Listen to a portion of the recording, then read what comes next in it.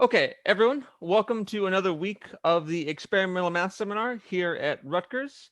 This is a special week because it is the Math Department Open House Week, so we're being visited by a few prospective students. So we hope that they enjoy this nice little presentation of experimental math at one of the most unique places to see it. So this week we have Professor Michael Kiessling, who's going to talk to us about using Maple to study the Schroedinger Newton equation. Okay. Thank you for the introduction, Robert, and thanks, Doron, for the invitation. Thank you all for coming. And so the equation I'm talking about, as you see from the title, has many names, many fathers if you want. And no, hold on. Yeah, there we go. And so here's the outline of my talk. And so I will first begin by giving you a brief mathematical definition of what is that object of attention. Then why physicists are interested in that, and very many different physicists. Actually, that's why I chose that medieval saying as a header for section 2. Then I give you a brief overview over the rigorous work that mathematicians and mathematical physicists have done concerning that particular problem of this equation. So there are other rigorous works that address other questions that what it's about. And so then here's the main question that I'm raising, namely, what is the asymptotic limit of the ground state? And for those that have already been here 5 minutes earlier, they heard the brief conversation by Neil Sloan and Robert about, the question is asymptotic growth, right? So that's something you guys are definitely interested in. So here in this case, it's an asymptotic decay of a solution. But the interesting thing is that this question has received various conflicting, plausible but conflicting answers. They could not be all true at the same time, and that's how I got involved. Then I describe how one can answer the question rigorously, partly with the assistance of Maple, even though this here is a convenience. So this could be done completely by hand, this part, but it would be a much more effort to do this. Maple is definitely helpful here. Then comes a part that I could not possibly do without Maple or some equivalent type of programming, namely numerical results that nail things down more precisely. So the rigorous results are estimates. So this is analysis, this is not algebra. And so if you want to get a numerical result close to the actual answer, then you need to involve a computer. Then come some more recent developments. And so this is then not just the asymptotic behavior, the limit, but you go beyond the asymptotic, you do an expansion. And so there's some interesting input from Andrey Yudin using Maple again, even though that part could also be done without Maple. I mean, the part that I'm showing, but still it's interesting it was found with the help of Maple. And then at the very last section, well, the very, very last section is, of course, a thank you, but I will talk about some very recent, really experimental discovery, empirical, right? Not with, well, partly with Maple and partly based on results by other people.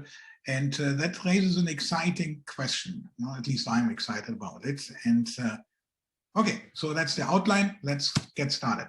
So here's our object of attention.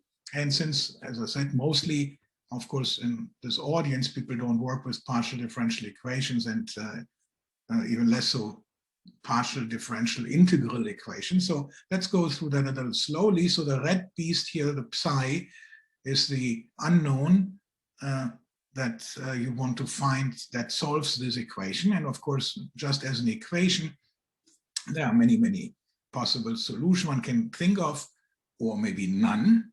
And so you need some conditions. But first also as to the notation that boldface S is a space vector. That's what the S stands for.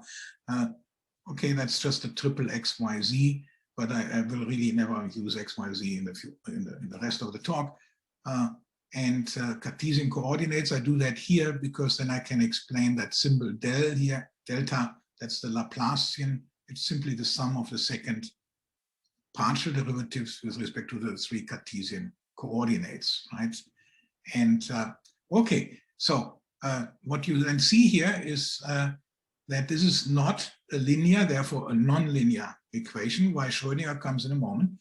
So the unknown occurs linear here and linear there, but here it's a quadratic under the integral, and then it's multiplied by psi itself. So this is a convolution with an integral kernel, the 1 over distance versus the psi square of the unknown. So this is the equation with all the possible constants scaled out conveniently, so that it's one of the most convenient ways of writing this. Okay, so however, as I just pointed out, so this is a convolution.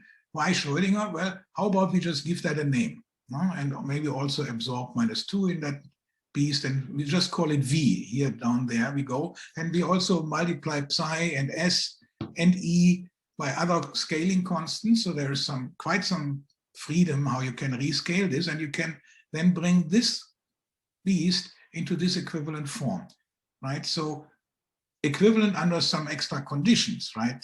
So these are now literally just partial differential equations of second order for two unknowns, u and v. I put again u now in red, here it was psi, so it's easier to find where are the unknowns. And then there's the other beast, the v, but that's of course formally solved under the condition that capital V goes to 0 when the distance, I mean the radial distance from the origin goes to infinity. That's the formal solution you see here. No? So this is easily understood. I mentioned scaling, so when you take a good look, so this is really a Schrödinger equation. That thing is called a Poisson equation with an inhomogeneous term u squared. Poisson equation for V, Schrödinger equation for U with a Schrödinger potential V. So that would be the normal terminology among mathematical physicists. But here the energy eigenvalue is to be determined. It's E for a solution that is positive. We are only, or not only, but mostly interested in a positive solution that has no zeros, but integrates in its square to 1. So that's the square of the so-called L2 norm. That's a normalization, has to give 1. And E has to be found along with the solution. Down here, there is no such E. There is a -1 instead. But that means you cannot impose this normalization condition. The best you can say is you want that the solution is square integrable. But by scaling to go from here to there and back, this is the relation you get. And that's an important point. If I have some information on E in this equation, I can use my scaling to get information on the L2 norm squared of the solution of this system of equations. Last comment here, I mentioned that it's known that the solution is unique modulo translation. So this is a translation invariant equation. So therefore you have to factor out translations and say you center the solution at the origin. And then by uniqueness, it has to be radially symmetric. So I abuse notation a little bit. So little r is just the absolute value of the space vector S, the length. So that means these are no longer PDEs, these are now just ODEs, ordinary differential equation of second order. And moreover, two such equations of second order can be recast as a single equation of fourth order. And let me briefly explain that, because you will later see that in full glory. So how do I do that? Well, since we are inquiring into the unique positive solution, right? So here I said positive. Here I said it for U again, strictly positive, I can divide by U. But if I divide this equation by U, so I get a -1 here, here only the V stands now. And here, of course, I now have -1 over U times Laplacian U. What do I do next? I apply the Laplace operator from the left, right? So now I have negative Laplacian of, in parentheses, 1 over U, Laplacian U, parenthesis closed, plus Laplacian V equals Laplacian -1. Laplacian -1, of course, is 0. But what is Laplacian V? Here it is, U squared. So I have eliminated V completely at the expense of now having a fourth order ordinary differential equation. And of course, I have to impose two additional conditions. One can extract from this, the other one becomes a parameter in order to find a solution that is actually a solution to this system, respectively that problem. Okay. Michael, yes. This operator is Laplacian. Yeah. It doesn't look like an ODE, it looks like a PDE, the data. Yeah. What about it? So you say it's an ODE? It looks like a system No, of no, PDEs. because here, because I use a spherical symmetry, then it becomes, Oh, that's the simplification. In general, it's a PDE, of course, right? Yeah. But but with radial symmetry, it becomes an that's the important part, because the ground state is unique modulo translation. So you center it at the origin, and then it depends only on one variable, and therefore you can reduce this to an ODE system. Okay. And that's actually very important, because that helps me to run Maple. Okay. Michael, are you assuming anything about the smoothness of view? Actually, the solution, no, I don't need to assume much. I only need to assume that actually, you will see that later, that the psi is in a not only square integrable, but that the gradient of psi is square integrable. Okay, and then this is a bootstrapping argument. One knows that the solution is actually C infinity then. I don't need to assume it, but that has been proved by others. Okay. Okay, so let's go on. But anyway, yeah, I definitely will be happy to be interrupted. It's most important is that I get the information across, and so don't hesitate to interrupt and ask questions. So I said, why are physicists interested in that, and why does it have so many names, right? Okay, so this is quite an interesting story. So in the 30s, it was the Russian physics Nobel Prize winner Lev Davidovich Landau, who first proposed the idea that an electron in a crystal can, but it is being charged, so it influences the crystal structure. The crystal structure gets deformed and creates a new environment now for the electron, and so this feedback mechanism leads to some type of a self-trapping or what, right? But he didn't write down any equation. He proposed somehow the mechanism. This is Solomon Pekar. He was a collaborator of Landau. And so he sank his teeth into that and proposed some quantum mechanical formalism that is a many-body formulation. As I said, one electron surrounded by also by many phonons. Phonons are quantum mechanical concepts of so you can think of that as quantized sound waves with which the electron is interacting. And so then also Herbert Fröhlich, also early on, picked up on that. And he was an extremely prolific physicist. And so Pekar, to my knowledge, but I'm not a historian, but in any case, I believe that he was the one who coined the word polaron, but nowadays in the condensed matter community, many people call it the Fröhlich polaron because of just a prolific amount of work that Fröhlich did about that. Then again, in condensed matter, so this is now already the 70s, 1970s, many, many decades later, also Philippe Choquard comes up with that same equation, but he is looking at a quantum plasma, not any crystals or whatever. And this is now not sound wave interactions, etc. Of course, here was also electricity involved, but this is really purely electric interactions, but of an electron again. Okay, and so this is an electron trapped in its own positive neighborhood that it attracts, right? So it's same equation, but different constants floating around there.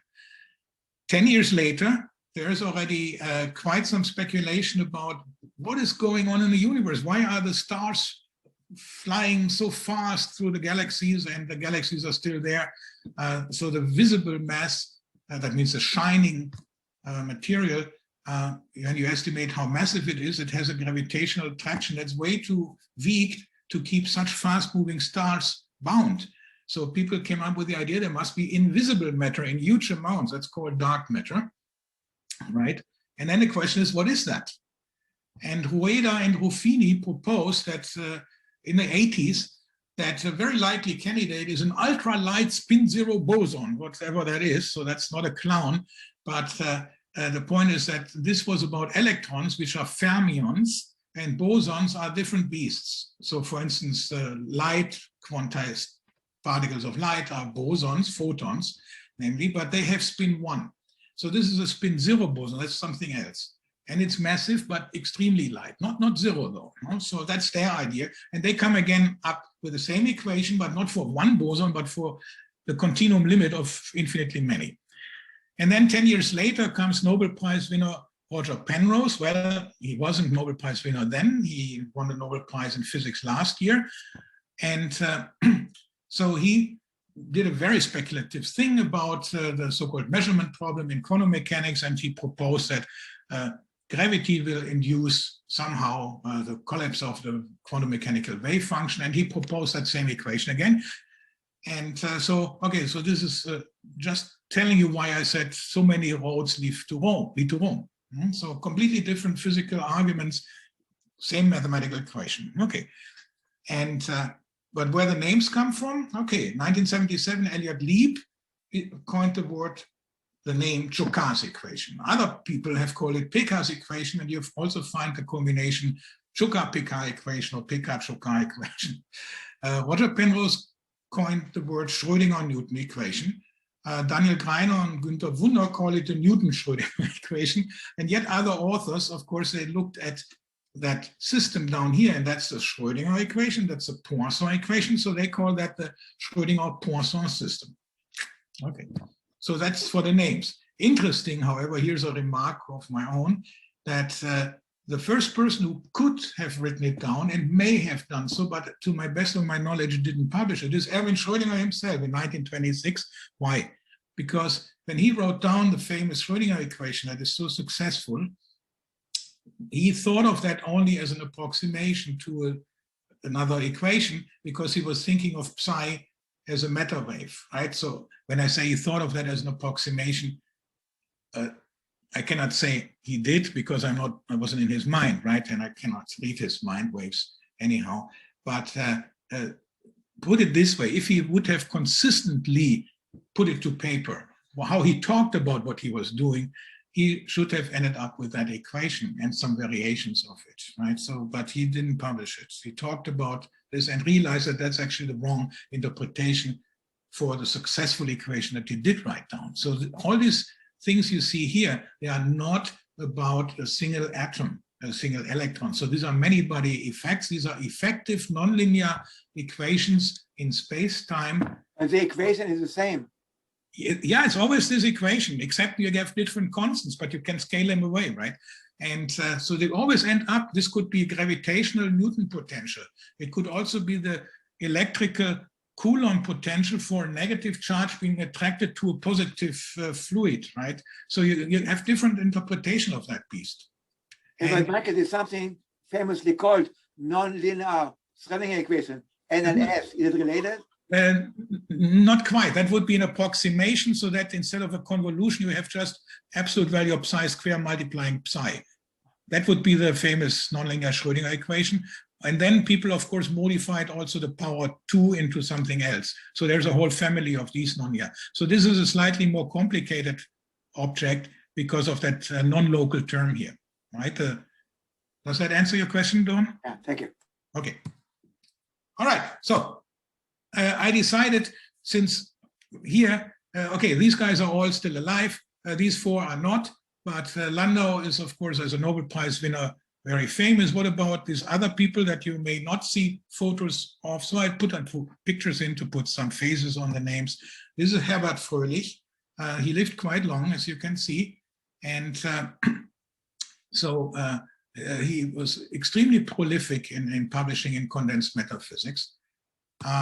Here's Solomon Pekar. He didn't live quite that long, but also made substantial contributions. And here is Philippe Choquard. That's of those three that I show pictures of. The only one whom I knew personally, was a very nice man. And he, by the way, was the last PhD student of Wolfgang Pauli, right? So the famous Pauli from the neutrino Pauli equation, etc., etc.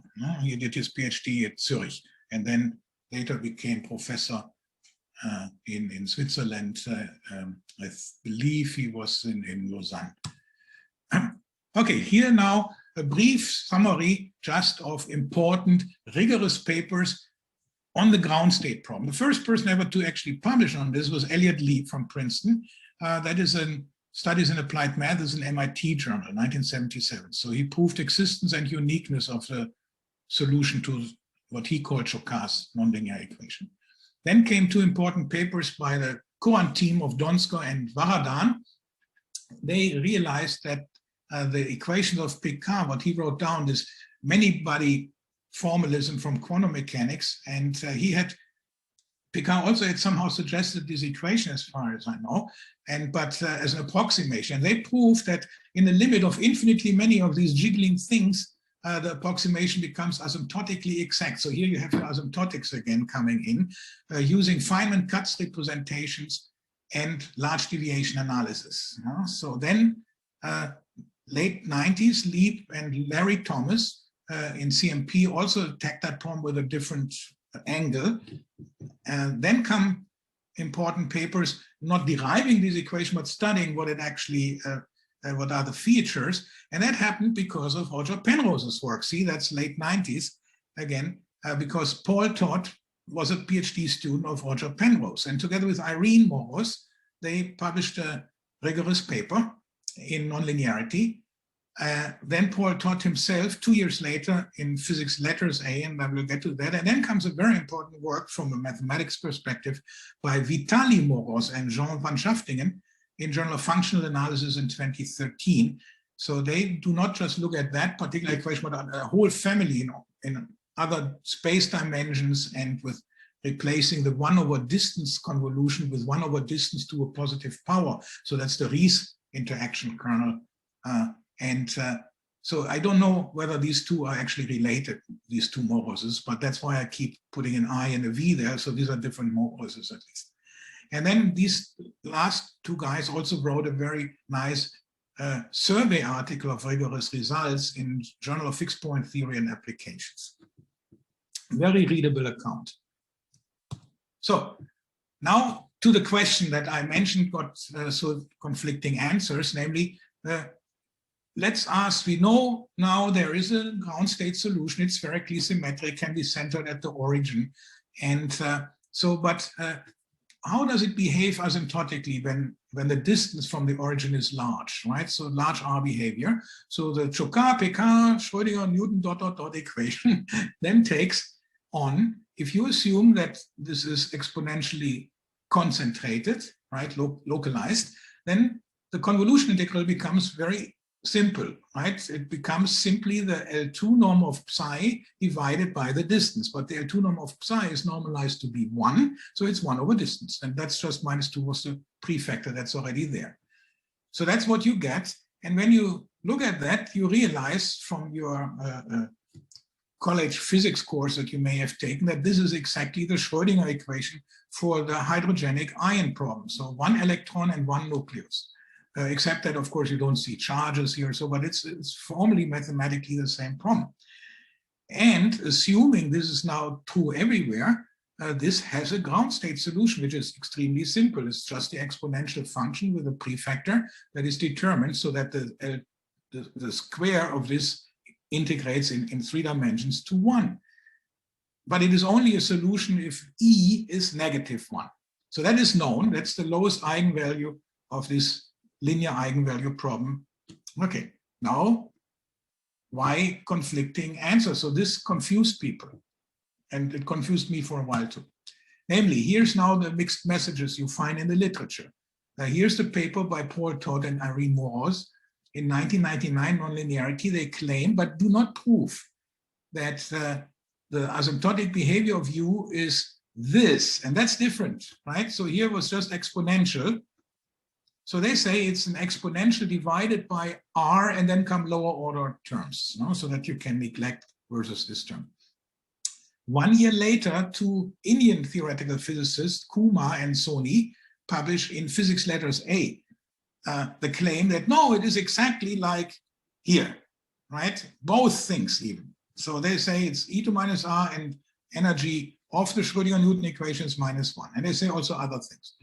And that tickles Paul Todd, who then a year later publishes and also proves and then publishes also in Physics Letters A that the true lowest energy eigenvalue of this nonlinear Schroedinger Newton equation is strictly bigger than -1.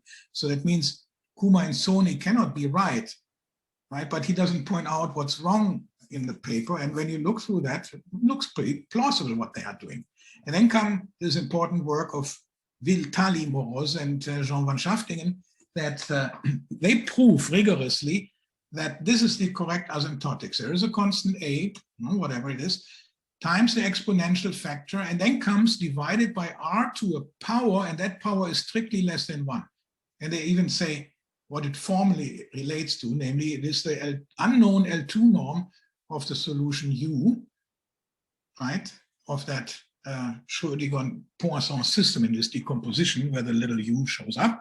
And Michael, so Yeah. Todd and Morose and Kumar and Sony were both wrong then, strictly speaking. well, I get to that. Definitely Kumar and Sony are wrong about this claim, right? No, I'm sorry, about this claim. That's what Paul Todd proved. Yeah, they're wrong about this. And if one digs a little deeper, it will turn out that is wrong too. And but definitely what Van Schaftingen and Vitali Morose prove is that that cannot be right, because here is a power 1 and the correct power is definitely less than 1. But, right, the point is that Morose and Van Schaftingen do not estimate what is the L2 norm of U, and therefore just imagine that this L2 norm of U squared would be 8 pi. Then you have 1 minus 1, and it could turn out that that is right, at least in principle. That means they are wrong about that, but could possibly be right here, right? So, okay. So here's then the comments. I put some of what I said in words on paper. So, moreover, the important thing is that I want to point out these are not trivial people, right? So that they are not slipshots. On the contrary, it's not easy to find what's wrong in the papers, right? So these are very convincing stuff, but it cannot possibly be all right at the same time. So the point is, Todd and Morose actually announced their result already a year earlier in a joint paper with Roger Penrose. And the claim was repeated in the PhD thesis of Richard Harrison in 2001. He was a student of Todd. However, what actually is proved, and that is rigorously proved in a paper by Paul Todd and Irene Morose, is that the following statement: for every positive constant less than 1 strictly, there is a strictly positive constant A and a strictly positive B, such that when little r is big enough, bigger than that little b, then U is strictly bounded above by this form. But somehow they then jump to the conclusion that the limiting case of C equals 1 would then be the actual asymptotic behavior, and that doesn't follow from that result. So therefore, but this is rigorously proved, and that's an important result in the sense that it shows the exponential upper bound, exponentially decaying upper bound. What is wrong in Kumar and Sony is that they conclude information about an global quantity. That's the point. An eigenvalue is a global quantity, right? But they use an asymptotic expansion that truncates, and you can never conclude a global quantity from a truncated expansion, whether it's a Taylor expansion around the origin, one asymptotic expansion at infinity. As soon as you truncate, you lose the possibility to conclude from the expansion to the eigenvalue, okay? And then here's what I said already in words before. I put it on paper so that that was left open. So here now are questions, right? So, one question: what is that value of the L2 norm of U squared? We know it's positive, sure, but is it between 0 and 8 pi? If so, the prefactor, right? That is a prefactor of E2 minus R. Remember, it's 1 over R to the 1 minus that, so that's the same as R to this minus 1. Then it would be decreasing if that is true. If it's exactly 8 pi, Kumar and Sony would be correct. If it's between 8 pi and 16 pi, then you have an increasing prefactor and it's concave, so qualitatively like a square root. If it's exactly 16 pi, it's increasing and linear. And if it's bigger than 16 pi, it's increasing and convex, let's say like x squared. No, of course, it doesn't need to be x squared, but convex. So that's to be sorted out. And that's what I did. I will prove, and that's not a difficult proof, but rigorous, the following proposition. You take just a positive H1 solution. Now that means it's a weak solution. I don't need really regularity for that one. Of that system, the Schroedinger Poisson system, the L2 norm square obeys these bounds. And numerically, that's like that. And I wrote it exactly in this funny way with a pi out. So you see, this is bigger than 8 pi and smaller than 16 pi. So I nailed down the range. This is an interval of possibilities that says the prefactor is increasing and strictly concave. So it shows definitely that Kumar and Sony, that their claim is even about the asymptotics wrong, not only about the eigenvalue. Okay, so here's now the proof. So I simply repeat the Schroedinger Newton integral differential equation again, just for your convenience. That's, by the way, also the form in which it appears in the work of Elliott Lieb and also in the work of Greiner Wunner. That's a numerical paper. Now, the interesting point is what Lieb also shows is that this equation, right, is basically the equation that take the derivative of this functional with respect to psi, functional derivative, evaluate it at the minimizer, then the derivative vanishes. That's just basically the infinite dimensional analog of what we teach our calculus students, that if you have a regular minimum point at a differentiable point, then the derivative of the function vanishes. So that's called the Euler-Lagrange equation for the minimization of that functional under this constraint, integral psi square equals 1. So now we have two integrals, right? A three-dimensional quadratic and a six-dimensional quartic term. So what we do is we use functional inequalities. Namely, first, something more important. After all, we are interested, not only interested in the functional, we are interested in the eigenvalue. So let psi sub 1 of R be the minimizer. Now scale. Define a psi sub lambda to be just this family of psis. Lambda to the 3/2 psi 1, but it evaluated at lambda times R. So then you can easily show that the L2 norm is unchanged, so that is norm preserving. So, but now you have a line in function space, and so that goes through the minimum. So why don't you stick that into your functional? By scaling, you can pull out the lambda dependence explicitly. It's a quadratic and a linear term, and then after cancellations. And and then you take the derivative and say at lambda equals 1, the derivative vanishes. And what you get is known as the virial identity. Then you can do something else. You go back to the equation, assume psi is the minimizer, multiply it by psi itself, and then integrate by parts once. Again, this integration by parts produces that term, and you also get something like that, but there is a factor 2. So you get a different factor, so that's good. So you get two linear independent equations here involving these two terms. And so that can be used to find out that the minimum value of your energy functional multiplied by 3 gives you the minimal eigenvalue. Okay, that's good. So that means any control I get on the functional gives me control on the energy eigenvalue.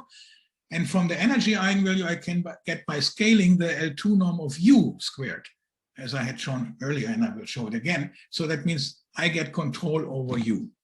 So by the way, estimating this energy eigenvalue was also done by Paul Todd in his proof that Kumar and Sony were wrong, right? So he wanted to show E is bigger than -1. And so he used a similar method, but not exactly the same. And so here, for comparison, I wrote, first you use the Sobolev inequality that says that the L2 norm of the gradient of psi, that's of course one of those integrals we're interested in, is controlled by the L6 norm of psi itself. That Paul Todd uses that also. Then I'm using the Hardy-Littlewood-Sobolev inequality directly. Paul Todd doesn't do that. And it gives me a relationship that estimates this beast. And notice, this is estimated below, this is estimated above. Well, that's the right direction because there was a minus sign, right? Now, so we have, in our functional is a minus sign. So I have to estimate this from one direction and that from the other. So this is the bound I'm using. This is a sharp constant.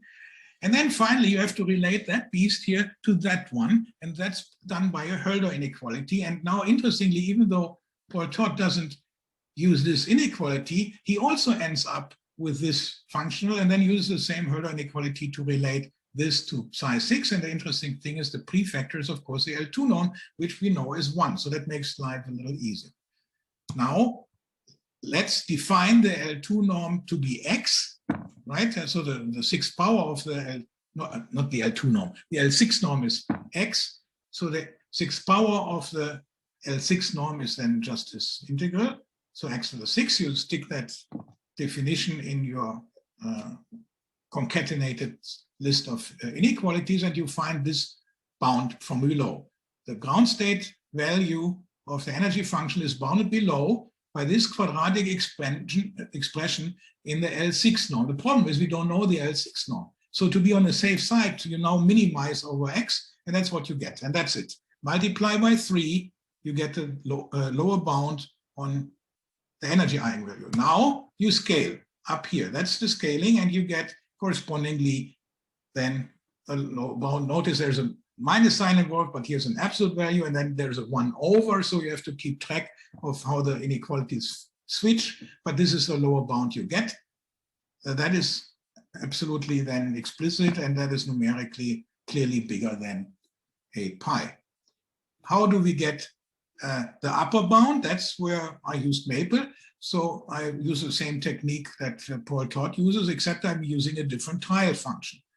Okay, so I stick it in, and Maple can compute this and produces the upper bound. So here is a few remarks about Maple, right? We have a 3 and a 6-dimensional integral, and that's even Maple doesn't like that so much, but we have spherical symmetry, and we know a little bit about representation formally of these convolution integrals. So actually, the 3-dimensional integral becomes a 1-dimensional integral, and the 6-dimensional integral becomes an iterated, 3-fold iterated 1-dimensional. That means 3-dimensional essentially, right? So there's one integral here, an integral of an integral, but that m in here is an abbreviation for that integral. So that's some iteration. But Maple can do that when you feed it some convenient functions that it's happy about.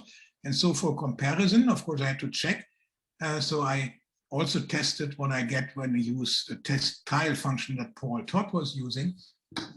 And so then I get exactly, also I wrote it in his units, so I get exactly his result.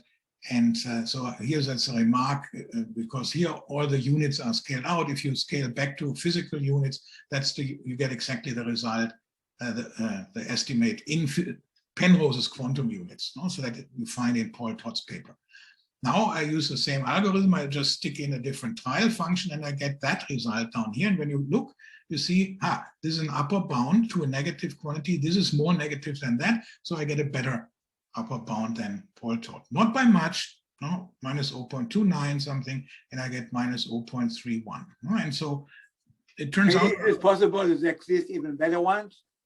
Can you speak louder?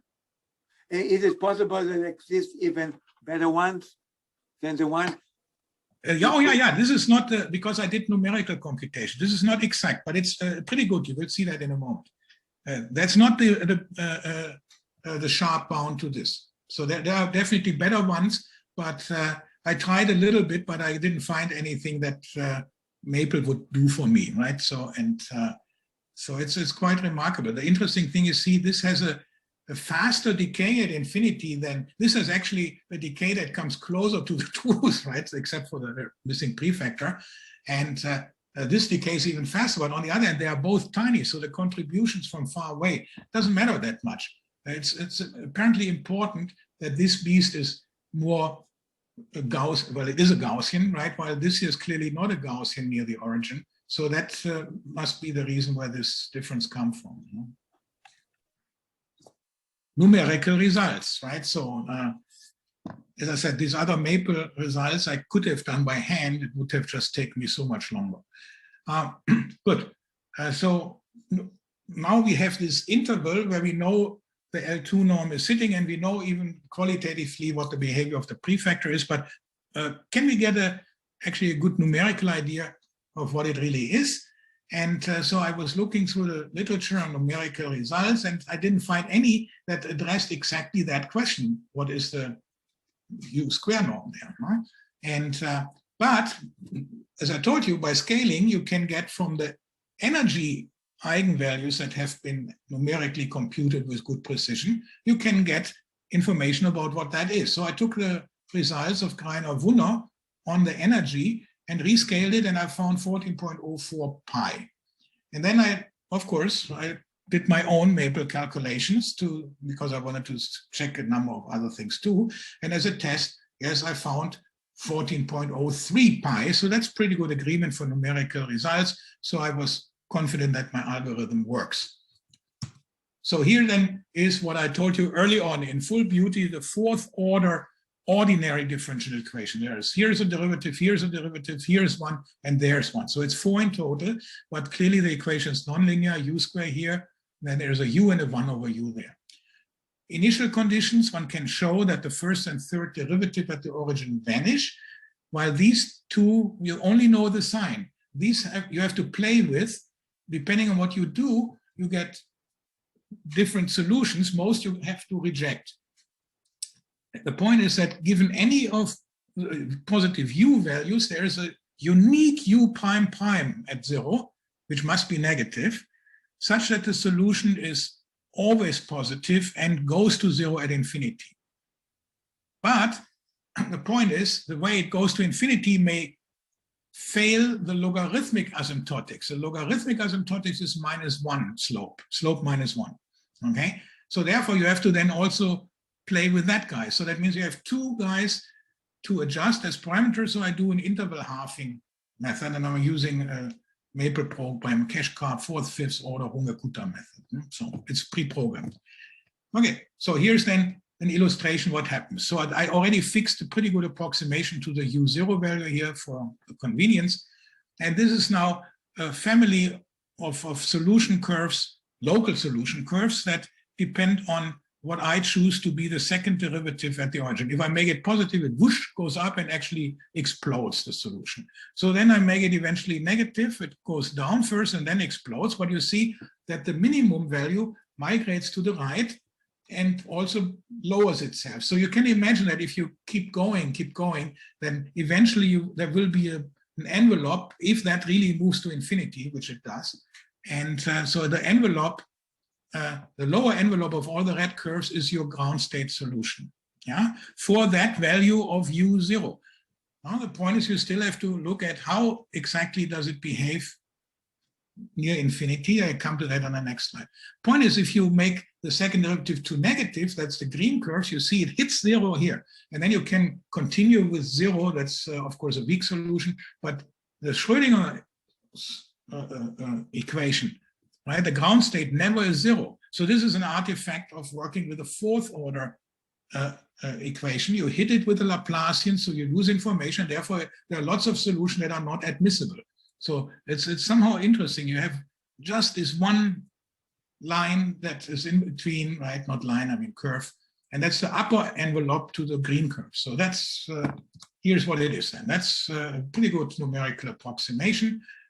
And so you see, when I'm at 10, you don't see anything anymore, right? So this is rapidly decaying. So now let's take the logarithm.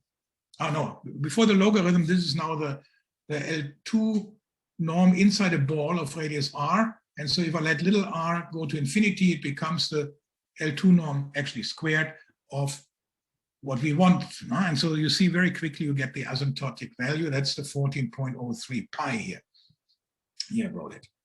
Now the logarithm, right? So here's the asymptote with slope -1. And you see the logarithm of u really approaches this very nicely. So indeed looks good, but notice here was 10, where you couldn't see anything in u. So I'm going out to 40, right? So that this is really a big range of that has to be resolved numerically to get results. And it was quite time consuming. Here then is a plot that shows that it is not the fact that ln of u is asymptotic to negative r does not mean that u is asymptotic to exponential of negative r. Namely, I subtract from ln u the negative r, means I add the identity, and what you get is not something that's asymptotic to a constant, but it clearly looks like a log of r, right, with some factor. So that's exactly what comes from the prefactor. So here then is what you get when you take the asymptotic form of Morus von Schaftingen, divide by the numerically compute solution. That should go to 1, and so I take an ln of it And you see the ln goes, after some swing over, goes nicely to ln1, namely 0. Right? So, okay, and here are the values that I use numerically. Beta now, instead of writing that lengthy expression, I just call it beta. And beta numerically is 0.754, and the prefactor is 3.37. That's numerics now. Yeah, that I said earlier, I chipped that in again. So they get 44.09, I get 44.08, and it's very, very close. Now comes the new stuff. So I sent my paper to Andrey Yudin. I have some correspondence with Andrey Yudin. He's a theoretical astrophysicist in Moscow. And so I sent him also my paper. I published this in a paper, and he got excited. He didn't know this problem, and well, he looked at that equation and said, that is now in U, right? So remember, much earlier I showed you what the psi equation becomes, and it was a -2 times 1 over mod s. Now the same story, of course, for the U equation gives you this here, and then you program that into Maple, right? After simplifying that a little bit to make it more user-friendly for Maple, rewriting, not simplifying, not dropping anything. And basically that is, at the end of the day, what Maple tells you what it is. Here's your exponential factor e to -r, but here's not a power of r. Here's some strange expression, which is called Kummer's U function, right? U of a, b, comma, z is the unique solution of the confluent hypergeometric equation having asymptotics. U of z is z to the -a, right? So this is the a here, z to -a. Now for us, z is 2r. So, well, the 2, it doesn't matter, but there's an r to -a. Well, put a minus here, you get u squared over 8 pi minus 1, right? That's exactly what Boros and van Jaftingen proved, right? That is coming out from here with one stroke.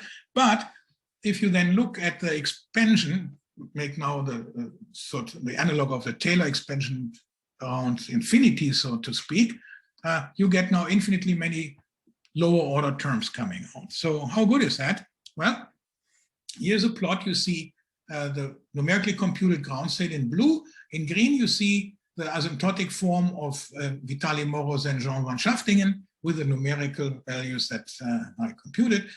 And here in red is the approximation you get from Yudin's formula.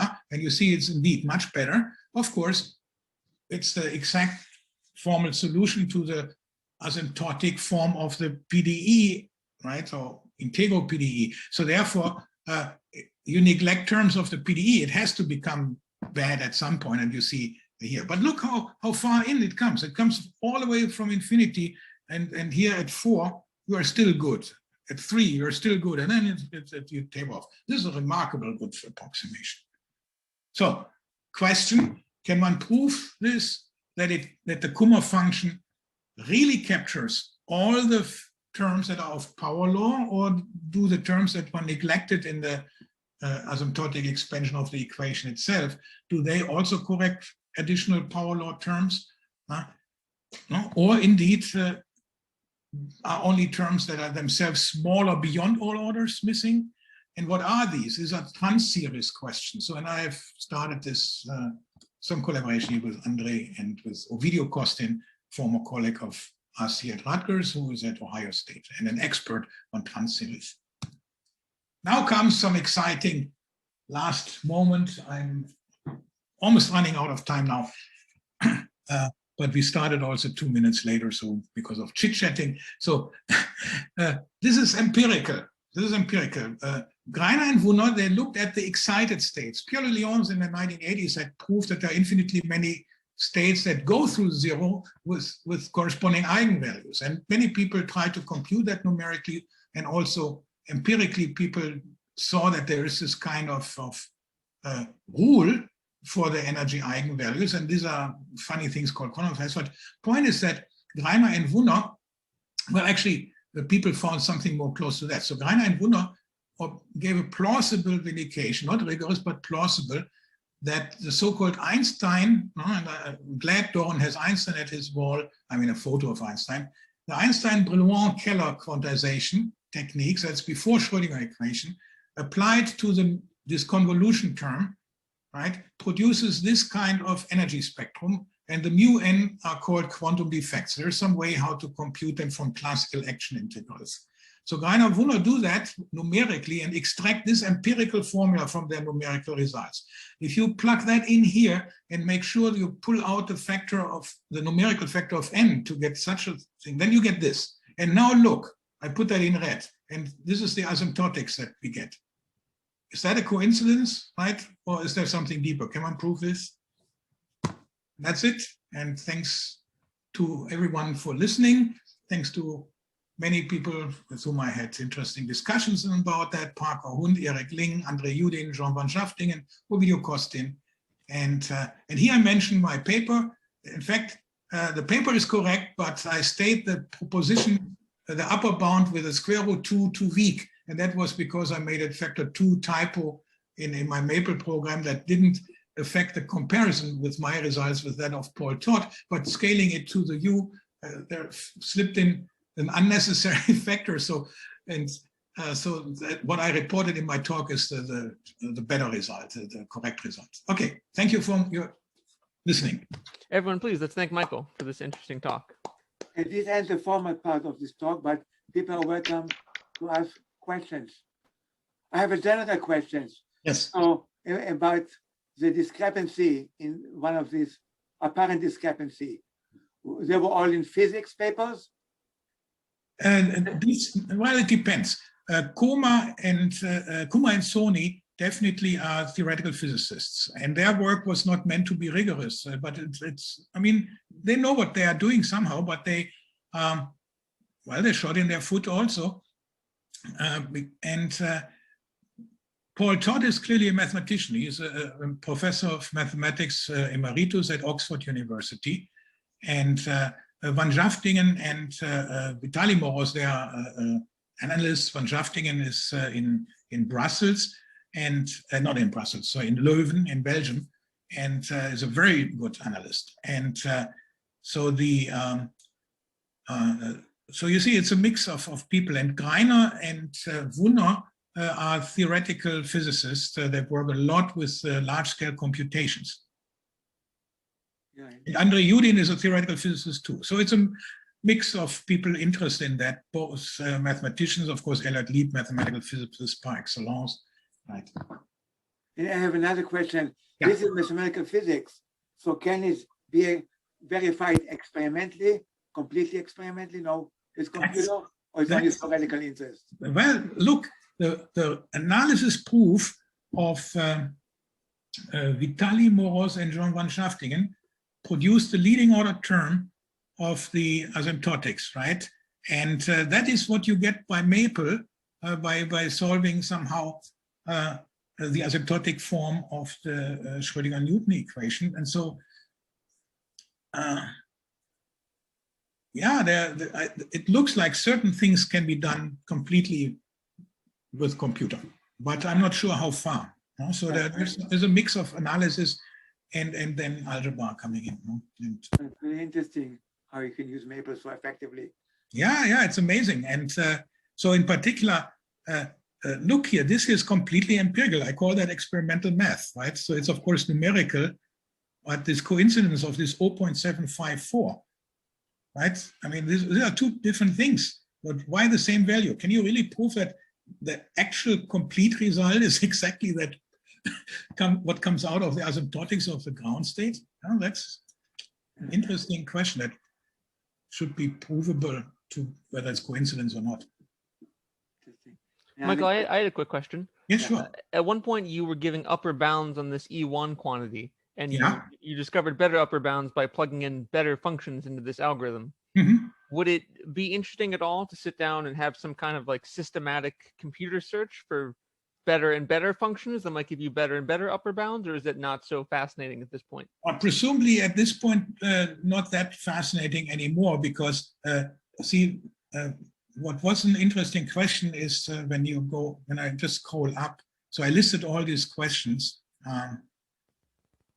Where was I?